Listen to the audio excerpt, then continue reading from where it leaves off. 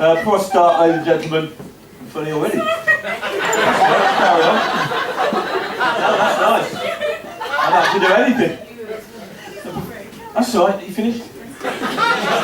Before I start, I just wanted to apologise for my appearance this evening, ladies and gentlemen. I'm not usually this short and bald. Recently I was a victim of identity theft. Is what the bastards left me with. So if you're out later and happen to bump into a 6'4" black Glaswegian woman, it might be me. No, I'm joking, of course. I am this short and bald. I was born short and bald, actually. Can only imagine my disappointment now after all these years, finding myself pretty much where I fucking started. It's not a great look, is it? I think we can all agree on that. Not a look anybody aspires to, is it? I didn't get to the age of 12 and think, ooh, I hope I don't grow anymore and all my hair falls out by the time I'm 30. Ladies are not attracted to short, bald men. Feel free to disagree, anybody. One. I thought there might be one tonight. Two. Yeah, there was a whiff of desperation as I walked in the room. I thought. No, I mean, you only have to look at any dating website, any Lonely Hearts ads in newspapers or magazines, count how many adverts you see from women specifically looking for a short, bald man. You won't see any, trust me. I've looked. Once I saw one a few years ago. Would like to meet short, bald men, age, personality, unimportant. I thought, fantastic, that's the woman for me. No standards whatsoever. I replied, and it turned out to be someone casting for extras for the Lord of the Rings movie. Didn't get that either.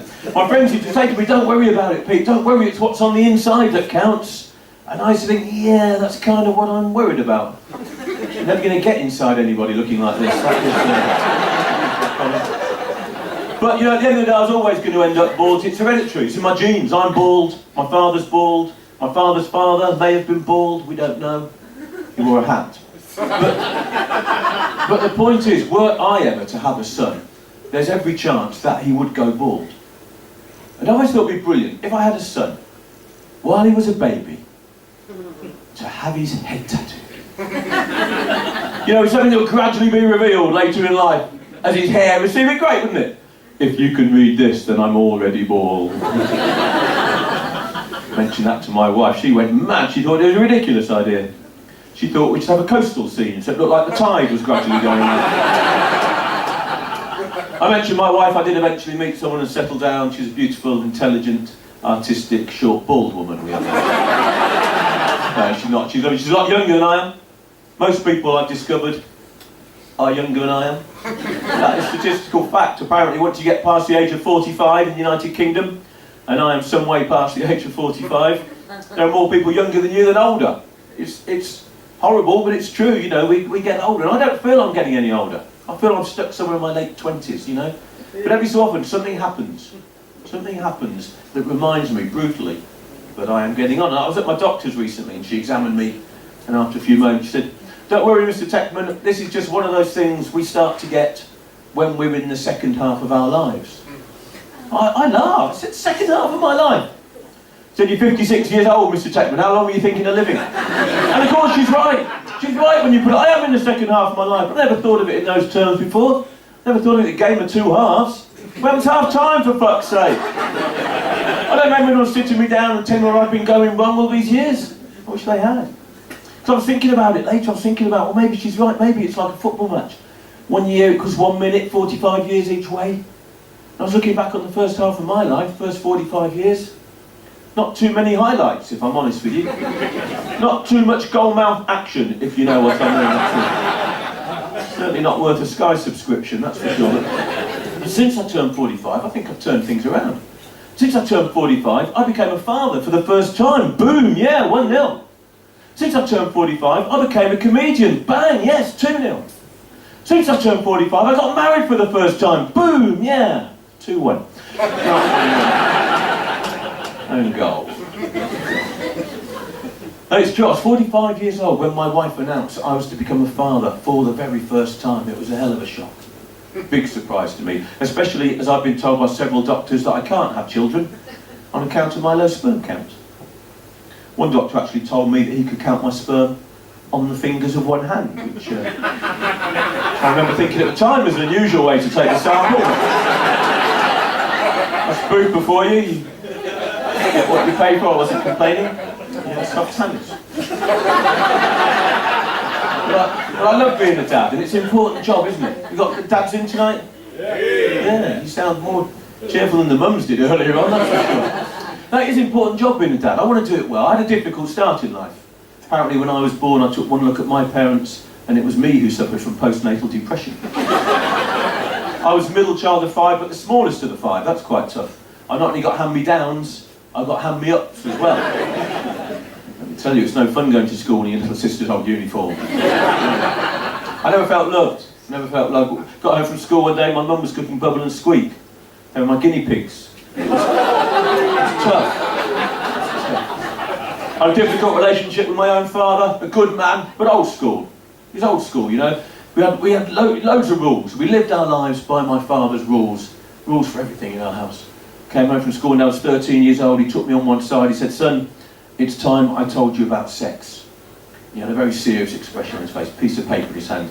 He said, "There are 3 golden rules you need to know about sex. And if you remember these 3 rules, you won't go too far wrong." And he looked at his bit of paper. So rule number 1, don't get out of your depth until you know what you're doing. So you've got a bit of experience, just take it steady.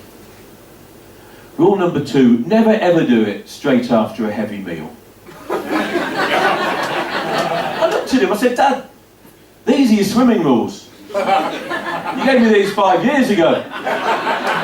And he looked at his bit of paper and said, "Oh shit, you're right, I'm sorry, son, I must have got them mixed up." He said, "I wonder why the 3rd one said, always make sure there's someone else on hand to help out in case you get into difficulties." That was my sex education, ladies and gentlemen. Is it any wonder I was terrified around girls? As a teenager, I was so embarrassed.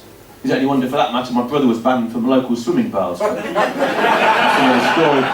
No, I was terrified to be around girls as a teenager.